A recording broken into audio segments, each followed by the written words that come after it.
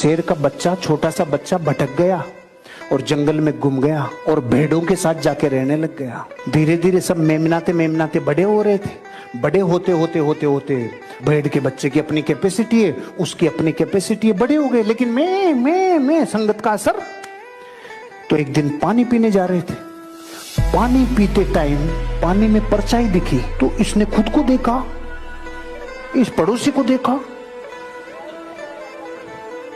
इतने में पहाड़ के ऊपर से दहाड़ मारी इसके बाप ने। तो ये सब हाँ, इसने तीन तरफ देखा, लेफ्ट राइट, ये मैं नहीं हूं, फिर खुद को और फिर उसको, मैं तो उसके जैसा हूं रे।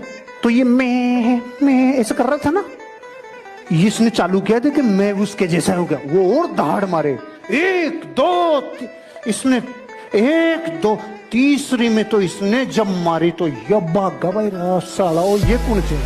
हम सब भारत के लोग ऐसे भेड़ों के बीच में हैं। भारत के टॉप 50 बड़े लोग हैं ना, उनकी हिस्ट्री, ज्योग्राफी, बायोग्राफी सब पढ़ लेना। इधर ही थे रे, धीरू भाई अंबानी इधर ही था, अमिताभ बच्चन इधर ही था, सब इधर ही थे।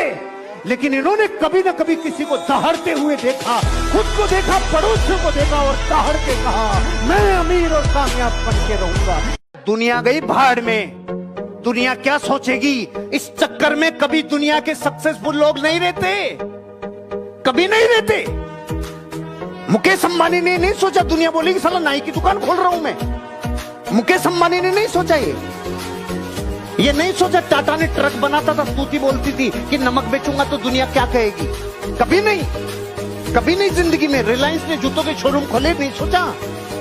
अपनी जिंदगी में लोग क्या कहेंगे, ये गरीबों का मूल मंत्र है। लोग क्या कहेंगे ये मायने रखता उनके लिए। लेकिन जो लोग जिंदगी में, जिनको लोग सौभाग्यशाली कहते हैं ना, अरे रे ये तो सौभाग्यशाली है, टाटा, बिरला, डालमिया, सिंघानिया, अंबानी।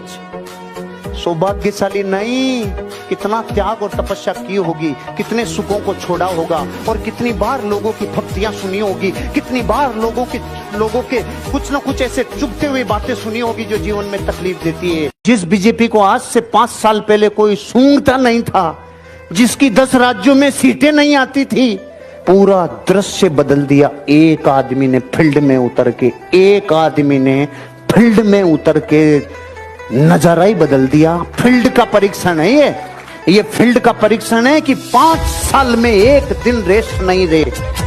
बीमार भी होने का टाइम नहीं है, बीमार का भी टाइम नहीं है। छींक जुकाम का कभी देखा? मफलर छी छा फू फू कभी देखी मोदी जी कि आपने ऐसे करते? और कभी ऐसे देखा ढीलू ऐसे देखा कभी? जिसमें सपनों की एनर्जी होती है ना, उसको बीमार होने का भी टाइम नहीं मिलता। सीखो देश के लीडर से। किसी से बात करते टाइम अगर आई कांटेक्ट नहीं कर रहे हो, आपकी बात का कोई मतलब नहीं है। अगर नजरें नीचे करके बात कर रहे हो तो सामने वाला समझ जाएगा इसका कॉन्फिडेंस खत्म है, इसके माल में दम नहीं है, क्योंकि ये नीचे गर्दन करके और नीचे आंखें करके बात कर रहा है। जरूर कुछ गड़बड़ है। ऊपर देख के बात करते हो, इधर उधर देख के बात करते हो तो वो समझता है बहुत स्मार्ट बन रहा है, उसकी ईगो हर्ट होती है। Eye contact. सामने आईपीएस ऑफिसर बैठा हो, कलेक्टर बैठा हो, सीएम बैठा हो, जैसे बैठा वैसे बात करो। आई कांटेक्ट में रह के बात करो, आपकी बात सीधा दिल में जाएगी। अगर आप डिसाइड होना बंद, महान आशीर्वाद है प्रकृति का कि इंसान जो सोच सकता है वो ही सोच सकता है। जो इंसान कर सकता है बिना होने वाली चीज, ये सोच ही नहीं सकता। आज आपको पता चलेगा, अरे मतलब आज तक जो सोचा वो सब हो सकता था, लेकिन कानों के बीच में लेके घूम रहे हैं। कहाँ में जा रही है एनर्जी? कहाँ में जा रही है एनर्जी? या तो घटनाओं की बातें करने में, या लोगों की बातें करने में, या इधर उधर की जिंदगी की ऊर्जा इधर उधर ही खर्च हो रही है। इस दुनिया में कोई इंसान किसी चीज की रियल वैल्यू देखना चाहता है तो उसको उस माहौल के चश्मे से देखना पड़ेगा, उस माहौल के दर्पण से देखना पड़ेगा। आपको अपनी वैल्यू देखनी होगी। अगर अपनी वैल्यू बढ़ानी है तो भीतर वैल्यू देखनी होगी। एक सच्ची घटना बताता हूं। एक डॉक्टर था, वो लोगों को ठीक करने के लिए अपने प्राणों तक की बलि दे दे ऐसा काम करता था।